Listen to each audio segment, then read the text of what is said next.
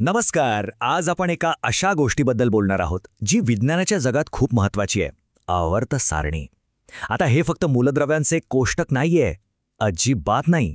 विचार करा की हा विश्वातील प्रत्येक पदार्थाचा एक शक्तिशाली भविष्यवेधी नकाशा आहे. तर मग प्रश्न असा आहे की ही फक्त मूलद्रव्यांची एक साधीसुधी यादी आहे की याच्यामागे काहीतरी मोठं, काहीतरी खोल असं रहस्य दडलंय. चला आज आपण याच रहस्याचा शोध घेऊया. सोप्या भाषेत सांगायचं झालं ना तर आवर्त सारणी म्हणजे आपल्या विश्वातील सगळ्यात ज्ञात बिल्डिंग ब्लॉक्सचा म्हणजेच मूलद्रव्यांचा एक नकाशा आहे. आणि गंमत म्हणजे याच नकाशाची रचना आपल्याला पदार्थाची गुप्त भाषा शिकवते. ठीक आहे, तर मग कोणत्याही नकाशाप्रमाणे याची सुरुवात आपण त्याच्या मूलभूत भूगोलापासूनच करूया, नाही का? चला तर मग पाहूया याच्या आडव्या ओळी आणि उभे स्तंभ आपल्याला नेमकं काय सांगतात. बरं, सगळ्यात आधी आपल्या नजरेसमोर येतात त्या 7 आडव्या ओळी. यांना म्हणतात आवर्त किंवा इंग्रजीत पिरियड्स. आता अशी कल्पना करा की प्रत्येक आवर्त म्हणजे जणू काही अणूच्या रचनेतला एक नवीन मजला, म्हणजे एका नवीन इलेक्ट्रॉन कवचाची सुरुवात. आणि या आडव्या ओळींसोबतच आहेत 18 उभे स्तंभ. यांना आपण गट किंवा ग्रुप्स असं म्हणतो. आणि खरं सांगायचं तर खरी गंमत इथेच आहे, कारण एकाच गटातली जी मूलद्रव्ये आहेत ना, ती म्हणजे जणू एकाच कुटुंबातले सदस्य. त्यांचे रासायनिक गुणधर्म, त्यांचं वागणं हे सगळं खूप सारखं असतं. चला तर मग आता या नकाशावरच्या काही प्रमुख कुटुंबांना, म्हणजे या मूलद्रव्यांच्या भागांना थोडं जवळून ओळखूया. आपल्या नकाशाच्या डावीकडे आणि मध्यभागी जर पाहिलं ना तर तिथे आहे धातूंचं राज्य. अगदी गट 1 मधल्या अत्यंत क्रियाशील अल्कली धातूंपासून ते आपल्या रोजच्या वापरातल्या बहुउपयोगी संक्रमण धातूंपर्यंत सगळं काही. पण थांबा, इथे एक अपवाद आहे, आणि तो म्हणजे हायड्रोजन.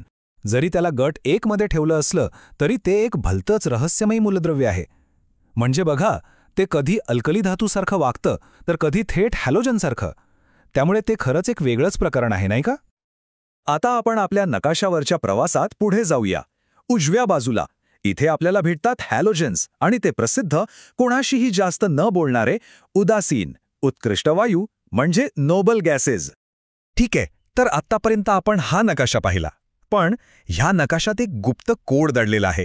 हो, काही नियम, काही ठराविक पद्धती ज्यांना आपण प्रवृत्ती किंवा ट्रेंड्स म्हणतो. आणि विश्वास ठेवा, हेच नियम या नकाशाची खरी शक्ती आहेत. चला तर या कोडमधल्या एका महत्त्वाच्या गुणधर्मापासून सुरुवात करूया. अणुत्रिज्या म्हणजे ॲटॉमिक रेडियस. हे काही नाही तर सोप्या भाषेत अणूचा आकार. तर हा कोड आपल्याला काय सांगतो? गंमत बघा, जसं आपण या सारणीमध्ये डावीकडून उजवीकडे जातो ना, तसतसे अणू लहान लहान होत जातात. पण जेव्हा आपण घटात वरून खाली येतो तेव्हा मात्र ते मोठे होत जातात. आहे की नाही एक अगदी स्पष्ट नमुना? आता दुसऱ्या प्रवृत्तीकडे वळूया. आयनन एन्थॉल्पी किंवा आयनायझेशन एन्थॉल्पी. आता हा जरा मोठा शब्द वाटेल, पण याचा अर्थ सोपा आहे की एखादा अणू आपल्या इलेक्ट्रॉनला किती घट्ट पकडून ठेवतो. आणि ही जी प्रवृत्ती आहे ना, ती अणूच्या आकाराच्या जवळजवळ विरुद्ध आहे. विचार करा, जे अणू लहान असतात ते आपले इलेक्ट्रॉन जास्त घट्टपणे धरून ठेवतात. साहजिकच त्यांना काढायला जास्त ऊर्जा लागते. पण प्रश्न असा आहे की या प्रवृत्ती, हे पॅटर्न्स अस्तित्वात का आहेत? याचं उत्तर आपल्याला अणूच्या आत अगदी 2 मूलभूत संकल्पनांमध्ये सापडतं. याचं पहिलं कारण आहे प्रभावी केंद्रकीय प्रभार. आता घाबरू नका, सोप्या भाषेत सांगायचं तर हा आहे केंद्रकाचा इलेक्ट्रॉनला स्वतःकडे ओढण्याचा जोर. आणि जसं आपण डावीकडून उजवीकडे जातो, हा जोर वाढत जातो.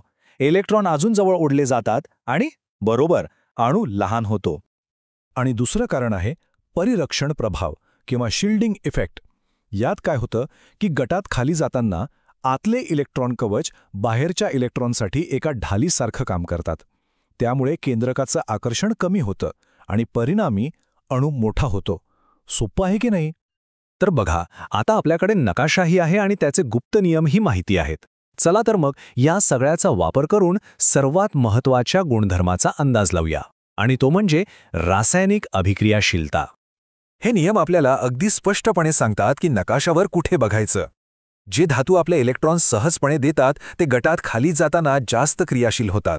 या उलट जे अधातू इलेक्ट्रॉन मिळवण्याच्या प्रयत्नात असतात त्यांची क्रियाशीलता गटात खाली जाताना कमी होते. आणि हे आपल्याला 2 टोकाची उदाहरणं दाखवतं. एकीकडे आहे गट 17 मधला फ्लोरीन, ज्याला इलेक्ट्रॉन मिळवण्याची अगदी प्रचंड इच्छा असते. आणि दुसरीकडे आहेत अल्कली धातू, जे आपले इलेक्ट्रॉन अगदी सहजपणे द्यायला तयार असतात. आता एक विचार करा. समजा भविष्यात एखादं नवीन मूलद्रव्य सापडलं तर काय आपण फक्त या नकाशावरच्या त्याच्या जागेवरून त्याचे गुणधर्म सांगू शकू? याचं उत्तर आहे हो, नक्कीच. आणि हीच तर आहे आवर्त सारणीची खरी ताकद.